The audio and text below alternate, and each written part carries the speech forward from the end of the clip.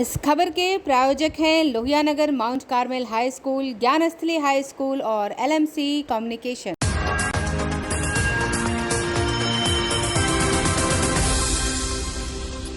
नमस्कार, मैं हूं प्रकाश चंद्रा और आप देख रहे हैं आंखें न्यूज 24। रात 8 बजे की खबरों में आप सबका स्वागत है। नजर डालेंगे दिन भर की ताजा खबरों पर, लेकिन सबसे पहले हेडलाइंस।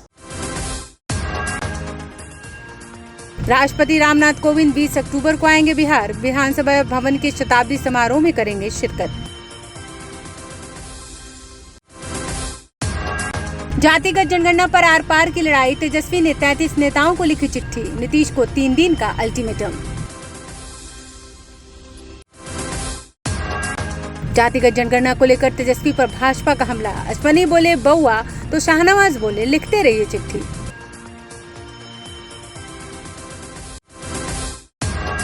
कंफ्यूजन हो क्लियर। बिहार में कांग्रेस की नैया पार लगाएंगे कन्हैया। 28 को कांग्रेस में होंगे शामिल।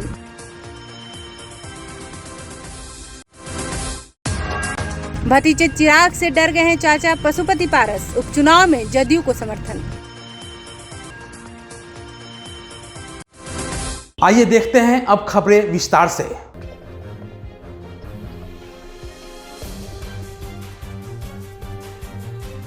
राष्ट्रपति रामनाथ कोविंद 20 अक्टूबर को बिहार आएंगे। वे 21 अक्टूबर को बिहार विधानसभा भवन के शताब्दी समारोह में सम्मिलित होंगे। यह जानकारी विधानसभा अध्यक्ष विजय कुमार सिन्हा ने दी। अपने दिल्ली प्रवास से लौटते समय सिन्हा ने मुख्यमंत्री नीतीश कुमार से उनके आवासीय कार्यालय में मुलाकात कर राष्ट्रपति का कार्यक्रम मिल जाने की जानकारी दी। साथ ही राष्ट्रपति के यात्रा कार्यक्रम और इससे संबंधित तैयारियों पर सीएम संग चर्चा की। राष्ट्रपति के सम्मान में विधानसभा अध्यक्ष की ओर से अपने आवास 2 देश रत्न मार्ग पटना में रात्रि भोज और सांस्कृतिक कार्यक्रम का आयोजन किया जाएगा। वहीं विधानसभा भवन शताब्दी समारोह में राष्ट्रपति का कार्यक्रम तय होने के बाद विजय कुमार सिन्हा की अध्यक्षता में उनके कार्यालय कक्ष में विधानसभा के नियमन समिति, सामान्य प्रयोजन समिति तथा विशेषाधिकार समिति की बैठक भी हुई। बैठक में कोविंद ने पटना आगमन और कार्यक्रम की रूपरेखा पर भी विशेष रूप से विचार विमर्श किया। बैठक में उप मुख्यमंत्री तारकिशोर प्रसाद और रेणु देवी, संसदीय कार्य मंत्री विजय कुमार चौधरी, ग्रामीण विकास मंत्री श्रवण कुमार, ऊर्जा तथा मद्य निषेध मंत्री विजेंद्र प्रसाद यादव, विधायक अवध बिहारी चौधरी, आलोक मेहता, विजय शंकर दुबे, अजीत शर्मा, राम रतन सिंह, ललन कुमार, राजकुमार सिंह और प्रभारी सचिव अनिल कुमार जायसवाल शामिल रहे। राष्ट्रपति की यात्रा की तैयारियों को लेकर विधानसभा अध्यक्ष अब 27 सितंबर को एक उच्च स्तरीय बैठक करेंगे।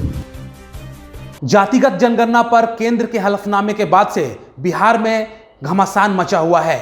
तेजस्वी यादव ने मुख्यमंत्री नीतीश कुमार को 3 दिन का अल्टीमेटम दिया है। साथ ही आज ही तेजस्वी यादव ने देश के दिग्गज 33 नेताओं को चिट्ठी भी लिखी है। जातिगत जनगणना के मुद्दे को लेकर महाराष्ट्र सरकार की अपील पर सुप्रीम कोर्ट में केंद्र सरकार के हलफनामे के बाद से ही बिहार की सियासत में उबाल है। बिहार एनडीए के भीतर जहां भाजपा और जदयू के बीच बयानबाजी जारी है, वहीं मुख्य विपक्षी दल राजद के नेता तेजस्वी यादव ने सीधे सीएम नीतीश कुमार को अल्टीमेटम दे दिया है। तेजस्वी ने मीडिया से बात करते हुए कहा कि जातिगत जनगणना की लड़ाई हम जारी रखेंगे। 3 दिन का समय मुख्यमंत्री नीतीश कुमार जी के पास है। वह अपना स्टैंड 3 दिन में क्लियर करें। इसके बाद हम लोग यह तय करेंगे कि इस लड़ाई को आगे कैसे लेकर चलना है। बता दें कि जातिगत जनगणना की मांग विभिन्न राज्य सरकारें कर रही हैं, लेकिन बिहार में इसको लेकर सियासत अधिक सक्रिय है। बिहार की सियासत में जातिगत जनगणना का मुद्दा लगातार चर्चा में है। विशेषकर नेता प्रतिपक्ष तेजस्वी यादव इस मुद्दे को बार बार उठाया है। उनके दबाव के बाद ही बिहार के राजनीतिक दलों का एक डेलीगेशन बीते 23 अगस्त को प्रधानमंत्री नरेंद्र मोदी से मिलकर देश में जातीय जनगणना कराने की मांग कर चुका है। इस प्रतिनिधि मंडल का नेतृत्व सीएम नीतीश कुमार कर रहे हैं और इसमें राजद के तेजस्वी यादव और भाजपा के नेता समेत 10 सियासी पार्टियों के 11 सदस्य शामिल हैं। गौरतलब है कि राजद की पहल पर जातिगत जनगणना के लिए बिहार विधानसभा से 2 बार प्रस्ताव भी पास किया गया। हालांकि केंद्र सरकार ने बीते दिनों लोकसभा में साफ कह दिया था कि सरकार इसको लेकर कोई विचार नहीं कर रही है। जब सीएम नीतीश कुमार ने इसको लेकर पीएम मोदी से 4 अगस्त को पत्र लिखा और बिहार की सियासी पार्टियों के मिलने का आग्रह किया, तो पीएम ने बिहार के प्रतिनिधिमंडल से मुलाकात की थी। तब मीटिंग से बाहर आए नेताओं ने कहा था कि पीएम ने इस मामले पर विचार करने की बात कही है, पर अब केंद्र सरकार के दोबारा इनकार के बाद फिर से बिहार की सियासत गर्म हो गई है। केंद्र सरकार की ओर से अधिकारिता मंत्रालय द्वारा दायर हलफनामे में सुप्रीम कोर्ट से कहा गया है कि वह ऐसा कोई निर्देश ना दे जिसमें 2021 की जनगणना में ओबीसी को शामिल किया जाए। केंद्र ने सुप्रीम कोर्ट में दलील दी है कि पिछड़े वर्ग की जातिगत जनगणना कराना प्रशासनिक रूप से कठिन और जटिल काम है। शीर्ष कोर्ट में दायर हलफनामे में केंद्र सरकार ने कहा है कि सामाजिक, आर्थिक और जाति जनगणना 2011 अशुद्धियों से भरी हुई है। केंद्र सरकार ने सुप्रीम कोर्ट में कहा कि SC/CC 2011 सर्वे ओबीसी सर्वेक्षण नहीं है जैसा आरोप लगाया जाता है, बल्कि यह सभी घरों में जातीय स्थिति जानने की प्रक्रिया थी।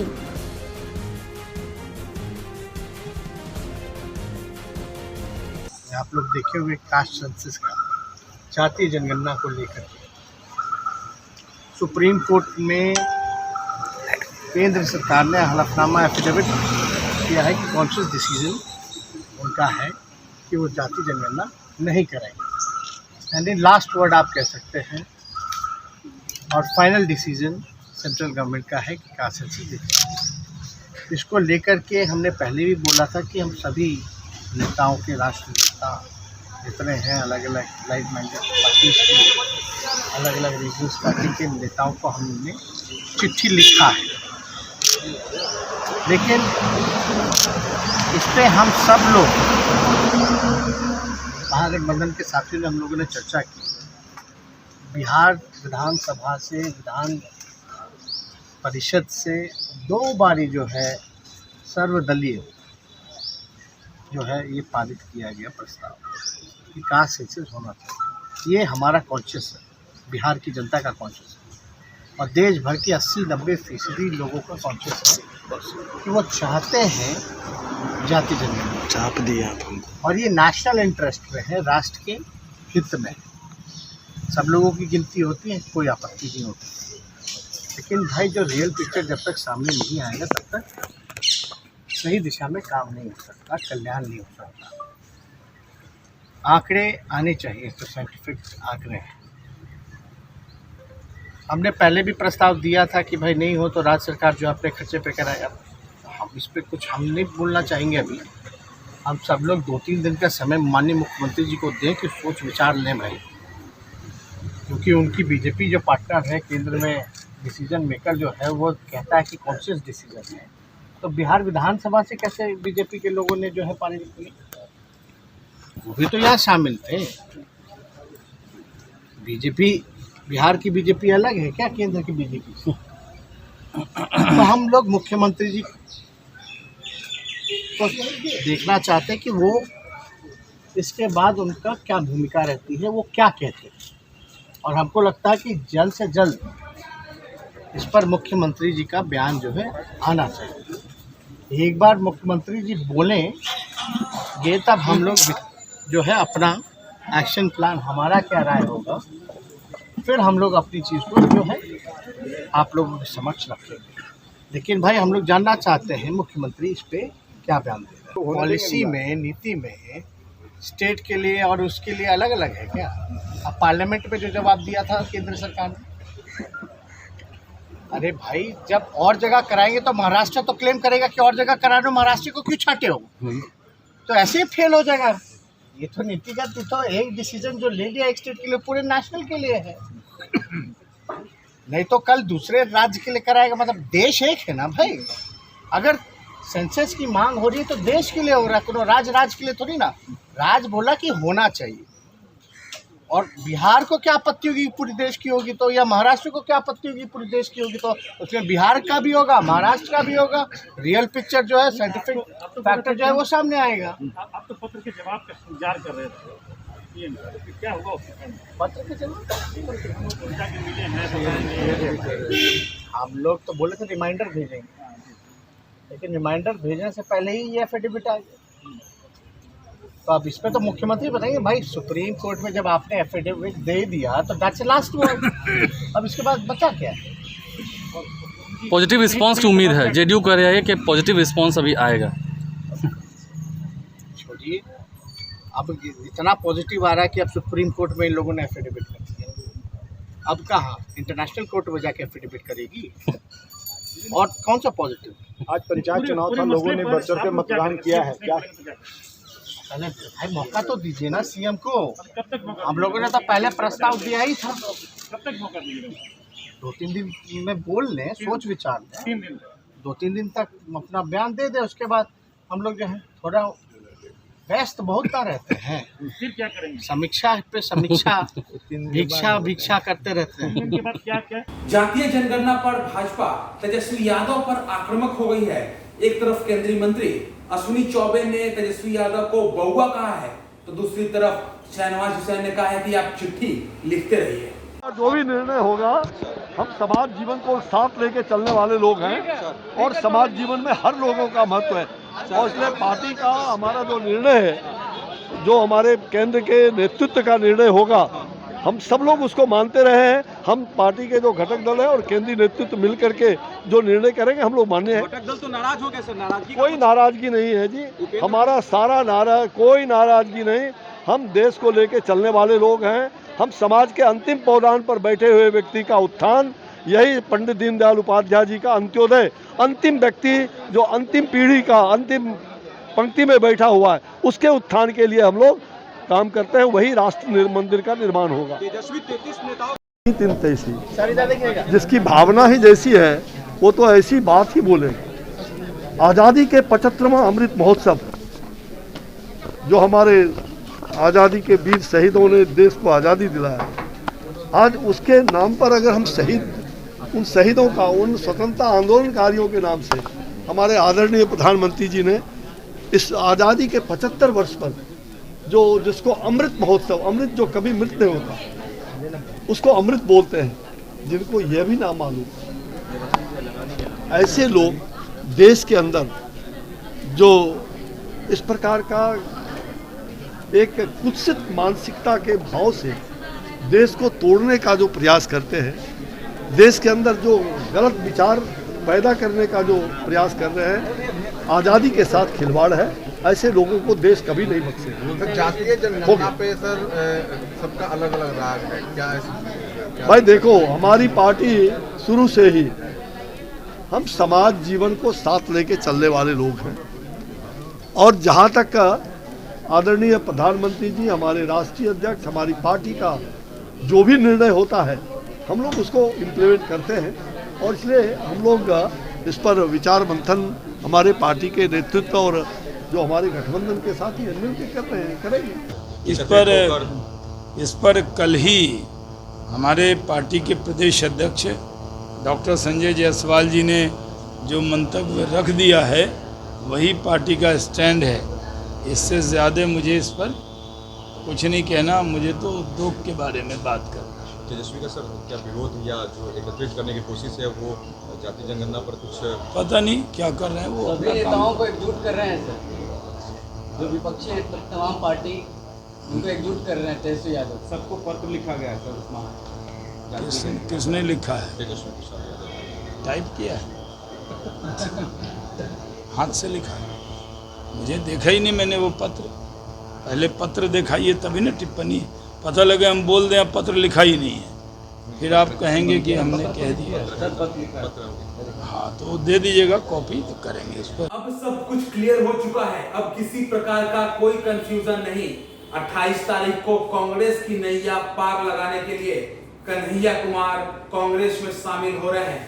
उन्हें स्वयं राहुल गांधी पार्टी में शामिल करेंगे। जेएनयू छात्र संघ के पूर्व अध्यक्ष और सीपीआई नेता कन्हैया कुमार के कांग्रेस में शामिल होने की खबरें सामने आ रही हैं। समाचार एजेंसी ने सूत्रों के हवाले से जानकारी दी कि गुजरात से सीपीआई नेता कन्हैया कुमार और आरडीएम विधायक जिग्नेश मवानी 28 सितंबर को कांग्रेस में शामिल होंगे। हालांकि इसकी अब तक कोई आधिकारिक जानकारी सामने नहीं आई है। एक के बाद एक इस चुनावी में हार का सामना कर रही कांग्रेस जब अब खुद को बदलने की तैयारी कर रही है। कांग्रेस की नजर आने वाले विधानसभा चुनाव के साथ लोकसभा चुनाव पर है। कांग्रेस के सामने सबसे बड़ी चुनौती कमजोर संगठन और उसका नेतृत्व है। इस बीच राहुल गांधी पार्टी में युवाओं को चाहते हैं। युवाओं को साथ जोड़ने के लिए कांग्रेस हर राज्य में महाअभियान चलाने की तैयारी कर रही है। इसके तहत पार्टी ऐसे युवाओं को जोड़ने की कोशिश करेगी जो आंदोलन और संघर्ष से निकले हों। कन्हैया कुमार और जिग्नेश मेवाड़ी ऐसे ही युवा हैं, इसलिए पार्टी इन्हें साथ ला रही है। कन्हैया कुमार बिहार के बेगूसराय से आते हैं। साल 2019 के लोकसभा चुनाव में उन्होंने किस्मत आजमाई थी, लेकिन वह भाजपा के गिरिराज सिंह से हार गए हैं। बेगूसराय में भूमिहार मतदाताओं की तादाद सबसे ज्यादा है और कन्हैया कुमार भी भूमिहार हैं। ऐसे में वह खुद को साबित करने में विफल रहे। इसके बावजूद पार्टी मानती है कि बिहार के नए चेहरे की जरूरत है। छात्र नेता के तौर पर उन्हें संगठन बनाने का अनुभव है। बिहार कांग्रेस के नेता अमरिंदर सिंह कहते हैं कि कन्हैया के आने से पार्टी को फायदा होगा, क्योंकि कन्हैया वही मुद्दे और लड़ाई लड़ रहे हैं जिन्हें कांग्रेस उठाती रही है। लगता है भतीजे चिराग पासवान से चाचा पशुपति पारस डर गए हैं। शायद यही वजह है कि उपचुनाव में अब पशुपति पारस की लोजपा जदयू को सपोर्ट करने के बारे में सोच रही है। अगर वीना सिंह की बात की जाए तो कुछ ऐसा ही लग रहा है। बिहार में लोजपा को लेकर जारी विवाद के बीच एक बड़ी खबर सामने आई है। लोजपा संसदीय बोर्ड की अध्यक्ष और वैशाली की सांसद वीणा देवी ने कहा है कि बिहार में 2 सीटों पर उपचुनाव होने हैं। इस उपचुनाव में दोनों सीटें जदयू की है। इस स्थिति में लोजपा जदयू के साथ खड़ा रहेगा। हालांकि इसके बाद विवाद और बढ़ने की आशंका है, क्योंकि इससे पहले चिराग पासवान ने इन क्षेत्रों से अपने प्रत्याशियों को मैदान में उतारने की घोषणा कर रखी है। माना जा रहा है कि इसी समय यह भी साफ हो जाएगा कि लोजपा के चुनाव यानी बंगला पर किसका अधिकार होगा। अब सबकी नज़र चुनाव आयोग पर है। सांसद वीणा देवी ने कहा कि उनकी पार्टी एनडीए का अंग है। एनडीए गठबंधन का जो फैसला है वह मान्य होगा। कुशेश्वर स्थान और तारापुर विधानसभा सीट के लिए उपचुनाव है। दोनों सीटें पहले से ही जदयू की हैं। इस लिहाज से वहां पर जदयू के प्रत्याशी की मदद की जाएगी। उनके दल का कोई भी प्रत्याशी चुनाव नहीं लड़ने वाला। जदयू की सीट है तो उनमें लोजपा कहां से आ गई? ऐसा कभी नहीं होगा। सांसद चिराग पासवान की ओर से की गई घोषणा पर प्रतिक्रिया देते हुए सांसद बोली, वे क्या कर रहे हैं उनकी मर्जी। बंगला चुनाव चिन्ह के बारे में कहा कि चुनाव आयोग में मजबूती से दावा पेश किया गया है। आने वाले दिनों में चुनाव होगा और बंगला छाप पर लोजपा पारस का ही अधिकार होगा। फिलहाल बिहार में एनडीए गठबंधन के सहयोगियों के साथ हमारी पार्टी भी है। पूरे देश के गठबंधन के अधिकारी हैं। सभी का समागम हो चुका है। पूरी एकजुटता के साथ काम हो रहा है। युवाओं के लिए लगातार कई योजनाओं पर काम कर रहे हैं। सांसद ने विपक्षी दल पर निशाना साधते हुए कहा कि विपक्षी के पास ना कोई मुद्दा है, ना ही कोई एजेंडा है, ना विकास की बात है, इसलिए जनता सब समझ रही है। एक सवाल के जवाब में कहा कि तेजस्वी और चिराग दोनों एक सिक्के के 2 पहलू हैं। बिहार की जनता उपचुनाव में दोनों को रिजेक्ट करेगी। बिहार में किसी भी पार्टी की कहीं न कोई दाल गलने वाली नहीं है। उपचुनाव की रणनीति के लिए 1-2 दिन के अंदर पार्टी सुप्रीमो पशुपति पारस के साथ बैठक होगी। उपचुनाव में एनडीए का जो फरमान होगा उसके हिसाब से हमारे दल के सारे सांसद, वरीय नेता दोनों जगह पर जाकर कैंप करेंगे। वहां पर पार्टी प्रत्याशी की जीत सुनिश्चित कराने के लिए हर स्तर पर पहल की जाएगी। चलते चलते एक बार फिर से हेडलाइंस पर एक नजर। राष्ट्रपति रामनाथ कोविंद 20 अक्टूबर को आएंगे बिहार। विधानसभा भवन के शताब्दी समारोह में करेंगे शिरकत। जातिगत जनगणना पर आर पार की लड़ाई। तेजस्वी ने 33 नेताओं को लिखी चिट्ठी। नीतीश को 3 दिन का अल्टीमेटम। जातिगत जनगणना को लेकर तेजस्वी पर भाजपा का हमला। अश्वनी बोले बउआ तो शाहनवाज बोले लिखते रहिए चिट्ठी।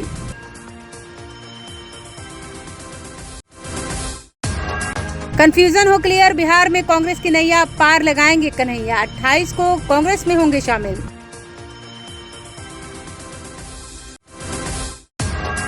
भतीजे चिराग से डर गए हैं चाचा पशुपति पारस। उपचुनाव में जदयू को समर्थन। अगर अभी तक आपने हमारे चैनल को सब्सक्राइब नहीं किया है तो आंखें न्यूज़ 24 के बेल आइकन को दबाकर सब्सक्राइब करें और ताज़ा तरीन खबरों के लिए देखते रहें आंखें न्यूज़ 24, नज़र हर खबर पर।